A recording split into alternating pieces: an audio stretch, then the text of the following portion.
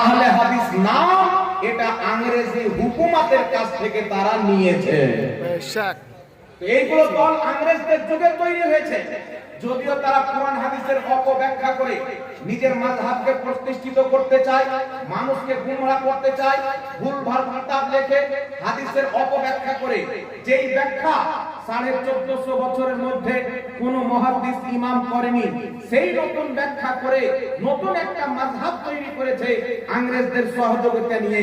কিন্তু পৃথিবীর মুসলমান, আমি জিজ্ঞাসা করতে চাই, যদি আহলে হাদিস সম্প্রদায় জান্নাতি দল হয়, তাহলে 200 বছর পূর্বে 1847 এর পূর্বে এই পৃথিবীর মাটিতে আরব থেকে নিয়ে আজাম পর্যন্ত, ভারত থেকে নিয়ে আফ্রিকা পর্যন্ত সারা পৃথিবীর মাটিতে তাদের কোনো মাদ্রাসা কেন নাই, তাদের কোনো মসজিদ কেন খুঁজে পাওয়া যায় না?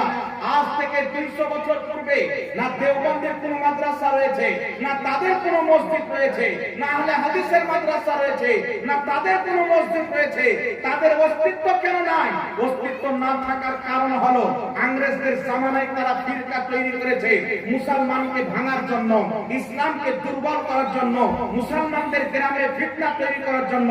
এই পৃথিবীর মুসলমান কিন্তু আহলে সুন্নাত ওয়াল জামাত, বর্তমানে যাকে ব্রেলভি বলা হয়, আমি চ্যালেঞ্জ করে বলতেছি, সুন্নি জামাত এটা 100 বছর পুরাতন নয়। 100 বছর পূর্বে তো ব্রেলভি আলা হযরত এই জামাতের হিফাজত করেছেন, কিন্তু 800 বছর পূর্বে, 1000 বছর পূর্বে, 1200 বছর পূর্বে যদি আমাদের আলামত খুঁজতে চান, আলহামদুলিল্লাহ 500 বছর পূর্বে সুন্নি জামাতের মসজিদও রয়েছে, মাদ্রাসাও রয়েছে।